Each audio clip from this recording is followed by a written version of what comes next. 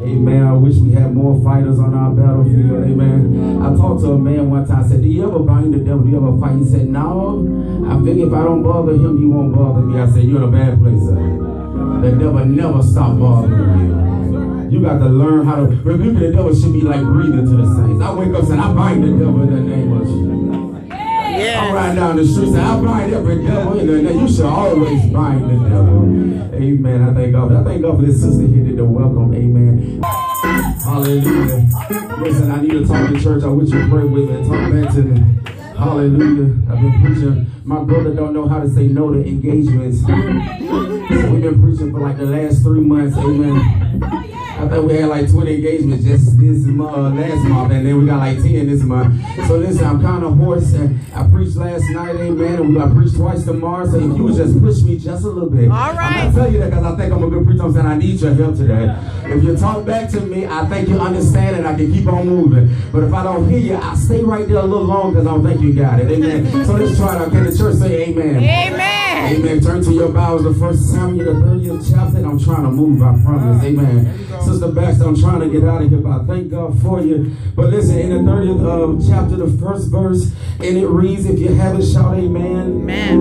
And it came to pass when David and his men would come to Ziglag. Somebody say Ziglag. Ziglag. On the third day that the Amalekites had invaded the south and Ziglag. And smitten Ziglag, say Ziglag. Ziglag. And burned it with fire, and had taken the women captive that were therein. They slew not any, great or small, but carried them away, and went on their way. So David and his men came to the city, and behold, it was burned with fire, and their wives and their sons and their daughters were taken captive. Then David and the people that were with him lifted up their voices and wept until they had no more power to weep.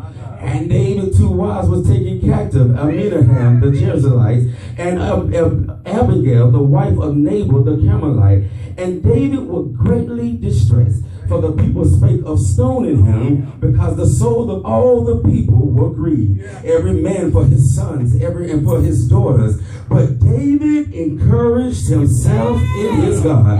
And David said to Abinadab, the priest, the Amalekite's son, I pray thee, bring me hither the ephod. And Abinadab brought thither the ephod to David. And David inquired of the Lord, saying, shall I pursue after this troop, and shall I overtake them? And he answered him, pursue, for thou shalt surely overtake them, and without fail recover all. Over the sheep. He was a sheep keeper. Amen. And he protected the sheep. He watched over the sheep. He took care of the sheep. Amen. He didn't have many friends. No, all he had was his sheep. Amen. Even when when Samuel came down to look for another king, amen, they forgot all about little David. They forgot all about him because see, David had no friends. Amen. And one day, amen, when they was looking for him, he paraded. I'm trying to move quickly. He paraded all his sons before Samuel, and then he said, "No, this one is not it. This one is not it. This one, I'm a prophet. I know I heard God, and this one is not it." And he put 7 between them. He said, "Well, let her walk again, because I'm Samuel. I'm the prophet. When I come in town, I hear from God." And the Bible said, and Samuel's words didn't fall to the ground. So Sister Baxter, he said, "Listen, you sure these are all your sons?" And then all of a sudden, Jesse had he remembered a light. He said, "Oh yeah, there's another one I got. He's tending the sheep. My baby boy is out there tending the sheep." He said, "Well, we won't sit down. We won't sit down until you bring him before me." And when he came, the Bible said he anointed him in front of all his brothers and his father. Isn't it funny? God will bless you and anoint you right in front of the midst of the ones that forgot about you, right in the midst of those that won't even think about you. He will bless you right in the midst of those that overlook you. I like that. that kind of God. He'll bless you. When everybody else forgot about you, he'll remember you. When everybody else overlooks you and didn't care about you, God said, I'll bless you right in the midst of your enemies. I'll prepare a table right at the table in front of your enemies. And so time went on, and he had to send him to take care of his brothers. He was anointed king, but he wasn't ready to be king. You got a lot of people anointed, but not ready for their position. A lot of people running out and making mistakes, and they're not even ready. But he took his time, and God took his time to mold him, and he took his time to let him grow.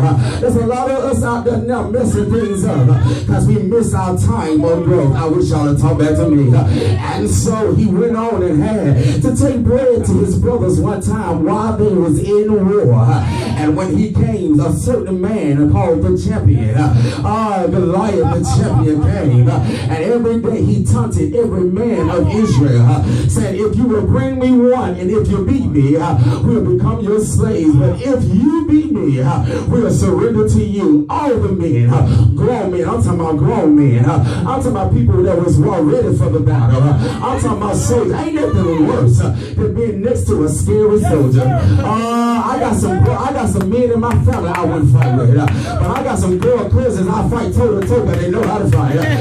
They ain't even scared to fight. Because if you fight with a scary soldier, they might hit you. They might just swing around and shoot at you and hit you.